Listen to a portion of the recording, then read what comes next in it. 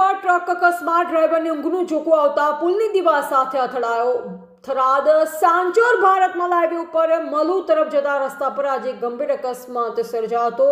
Rajasthan passing number RJ02 GC 4880 ધરાવતો truck માતલા સાંઢની જેમ બેફામ ઝડપે દોડતું હતું. ચાલતી ગાડી દરમિયાન ટ્રકના ડ્રાઈવરને અચાનક ઊંઘનું ઝોકું આવી જતા સ્ટીરિંગ પરથી કાબુ ગુમાવ્યો. આ કારણે ટ્રક સીધો હાઈવે પર આવેલા પુલની RCC દિવાલ સાથે ભટકાઈ હતી.